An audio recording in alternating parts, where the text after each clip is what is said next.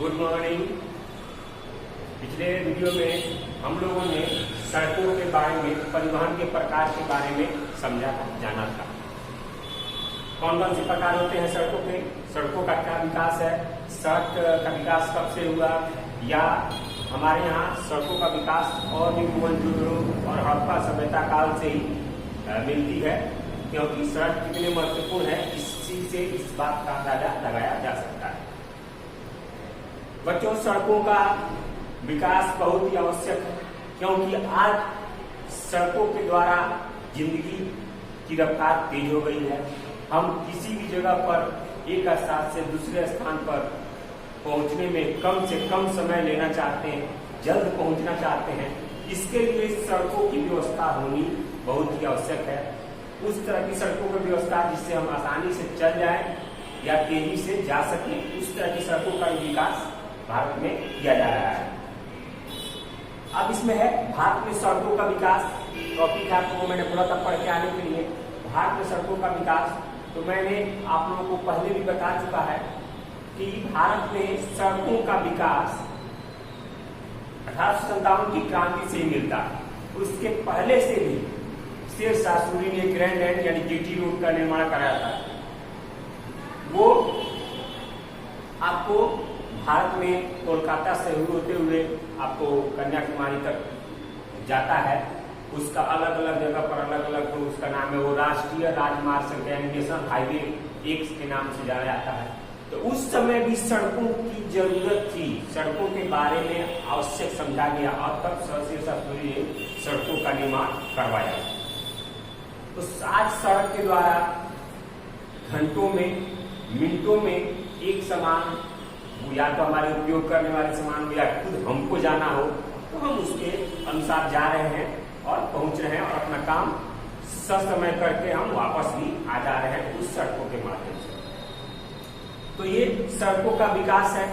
हमारे भारत में 2006-07 की आंकड़े के अनुसार 33 लाख किलोमीटर सड़कों का निर्माण भारत में हुआ है, जो धीरे धीरे बढ़ रहा है। ये 2006 और 2007 की गणना के अनुसार है। उसके बाद भी बहुत सारी सड़कों का निर्माण हुआ है, अभी वो और आगे होगा। लेकिन 2006-07 की गणना के अनुसार भारत में 33 लाख किलोमीटर सड़कों का विकास हुआ। अब इसमें दिया है प्रादेशिक वितरण, यानी क्षेत्र, किसी प्रदेश में वितरण। तो ये आप लोग जान लीजिए, ऑब्जेक्टिव टाइप क्वेश्चन भी हो सकता है कि भारत में सबसे अधिक सड़कों का विकास या सबसे अधिक सड़कों के विकास के मामले में मुंबई का पहला स्थान है, यानी सबसे अधिक पक्की सड़कों का विकास आपको मुंबई में है।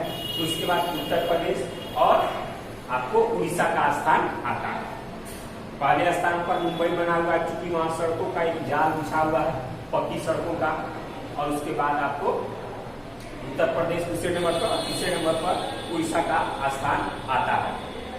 उत्तर भारत में देखा जाए तो उत्तर भारत में सबसे अधिक सड़कों का विकास आपको पंजाब में मिलता है, जहां पर सड़कों का विकास हुआ है 122 किलोमीटर प्रति 100 वर्ग किलोमीटर में सड़कों का विकास किया गया है। यह है। उसके बाद उत्तर पूर्वी राज्यों में देखें तो वहां नागालैंड, मेघालय ये राज्य आपको सड़कों के मामले में काफी धनी है और यहाँ पर सड़कों का विकास काफी किया गया है। अब आता है सड़कों के प्रकार। सड़कें कितनी प्रकार की होती हैं, सड़कों के प्रकार। तो इसमें आप लोगों को पहला है राष्ट्रीय राजमार्ग, इसको हम लोग कहते हैं national highway. National highway NH, इसको नाम NH बोलते हैं हम लोग। जैसे हम लोग के जिले में NH 28 जाती है, उसी तरह राष्ट्रीय राजमार्ग। इन सड़कों का विकास इसलिए किया गया क्योंकि कम समय में हम एक स्थान से दूसरे स्थान पर पहुंच सके। कम समय में हम एक स्थान से दूसरे स्थान पर पहुंच सके। राष्ट्रीय राजमार्ग आपको दो राज्यों, दो प्रांतों को जोड़ने का काम करती है। राष्ट्रीय राजमार्ग आपको दो प्रांतों या दो राज्यों को जोड़ने का काम करती है, इसीलिए इसे राष्ट्रीय राजमार्ग कहते हैं। इसमें इसका विकास आप लोग देख रहे हैं 4 लेन के रूप में किया गया है, हर राज्य से होकर गुजरती है और उससे सबसे अधिक आपको मालवाहक ट्रक, बड़े बड़े बस या दूर जाने वाले सारे गाड़ियां आपको नेशनल हाईवे पर चलती हैं और बहुत ही ज्यादा स्पीड से, बहुत ही ज्यादा तेजी से उस रोड पे, उस सड़क पे वो गाड़ियां चलती हैं राष्ट्रीय राजमार्ग। राष्ट्रीय राजमार्ग भारत में कुल 228 राष्ट्रीय राजमार्ग हैं। 228 राष्ट्रीय राजमार्ग हैं भारत में। इसमें 7 नंबर नेशनल हाईवे 7 यानी NH7 आपको सबसे लंबा राष्ट्रीय राजमार्ग है। कुल कितने हैं? कुल आपको कुल 228 राष्ट्रीय राजमार्ग है। इसमें आपको NH जो 7 है वो सबसे लंबी और सबसे बड़ी राष्ट्रीय राजमार्ग है। ये आप लोगों को ऑब्जेक्टिव टाइप क्वेश्चन में आ सकता है, दोनों क्वेश्चन इसलिए दिया। बाद में कुल NH की संख्या कितनी है? 228 और सबसे बड़ा NH आपको NH7 है, इसको बुलाया जाता है सबसे पहले। ये आपको हैदराबाद, बेंगलुरु होते हुए कन्याकुमारी तक, कलकत्ता होते हुए कन्याकुमारी तक जाती है। तो ये सबसे लंबी राष्ट्रीय राजमार्ग है। इसके बाद आप लोगों को देश में राज्यों को दूसरे राजधानियों को जोड़ने के लिए 6 लेन, अभी तो आप लोग 4 लेन देख रहे हैं, यानी 6 लेन, एक तरफ से 3 गाड़ी एक साथ चल सकती है, एक तरफ से 3 गाड़ी एक साथ चल सकती है। तो 6 लेन गाड़ी सड़कों का निर्माण कराया जा रहा है, जिसका दायित्व केंद्र सरकार पर है, वो निर्माण कार्य जारी है। और वो 6 लेन के बन जाने से हमको कहीं भी जाना आना बहुत ही आसान हो जाएगा। यानी किसी भी राज्य में, किसी भी भारत के किसी भी राज्य में जाना बहुत ही आसान होगा। हम तेजी से उस पर जा सकते हैं और तेजी से उस सड़क का हम उपयोग कर सकते हैं। उसके बाद आपको उत्तर पूर्व में देखिए, उत्तर पूर्व में आपको 4 लेन या जगह आपको नेशनल हाईवे गुजरी है, जिससे आपको एक प्रांत से दूसरे प्रांत, एक जगह से दूसरी जगह में जाने के लिए आपको राष्ट्रीय मार्ग बहुत ही सहायक सिद्ध होता है। और राष्ट्रीय मार्ग का उपयोग करके हम एक से दूसरे राज्यों में हम जा सकते हैं, आ सकते हैं। उसके अलावा एक्सप्रेस वे आपने सुना होगा, दिल्ली में, जैसे दिल्ली में जमुना एक्सप्रेस वे का निर्माण किया गया है। इस पर बहुत ही स्पीड में गाड़ी चलती है। इसमें स्पीड लिमिट ही 100 के 120 के ऊपर होता है, यानी इसमें लिखा रहता है कि आप इस पर 120 के ऊपर जाएं। तो ये इस तरह की सड़कों का निर्माण किया गया है तेजी से चलने के लिए, तेजी से हम एक स्थान से दूसरे स्थान पर चले जाएं।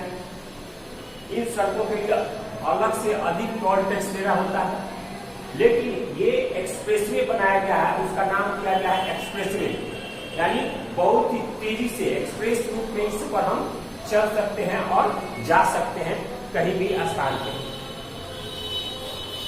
उसके बाद आपको है राज्य राजमार्ग। ये आपको राज्य के अंदर जिला मुख्यालयों को जोड़ने का काम करती है। राज्य के अंदर पूरे जिले हैं, उसको मुख्यालयों को जोड़ने का काम करती है राज्य राजमार्ग।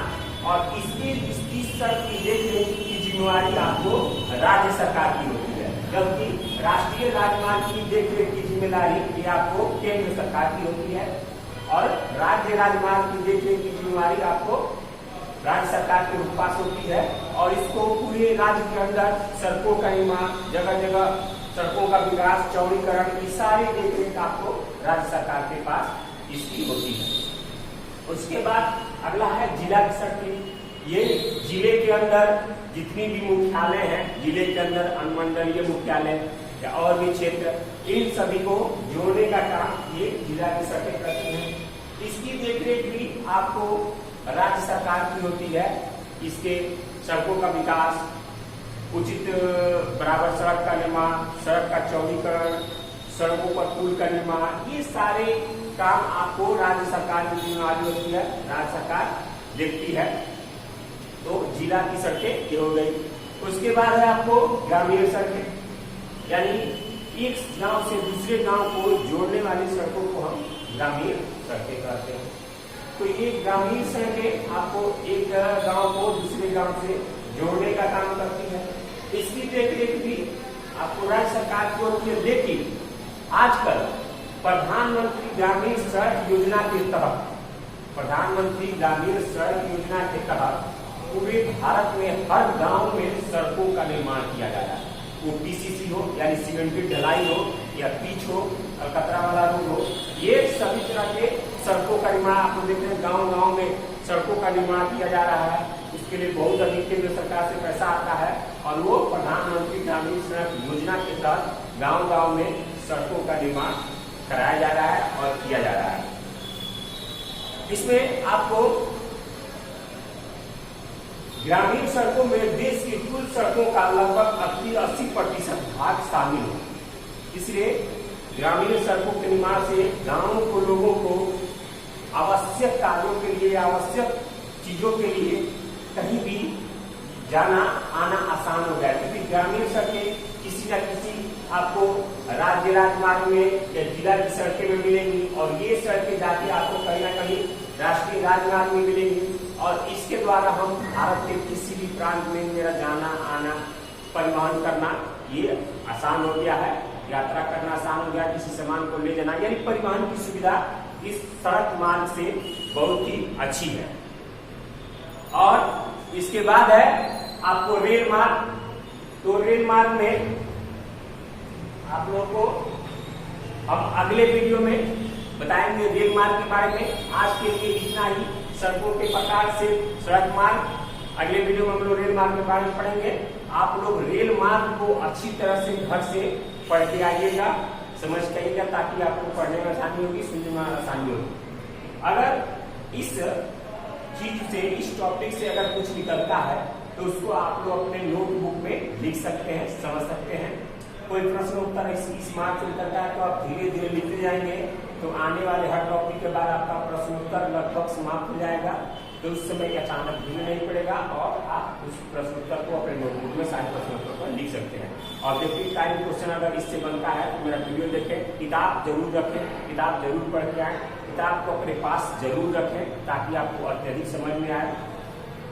अगले वीडियो में हम लोग रेल मार्ग के बारे में पढ़ेंगे, तब तक आप इसको समझिए और अगला वीडियो आप देखिएगा, अगले पढ़ के आइएगा। धन्यवाद।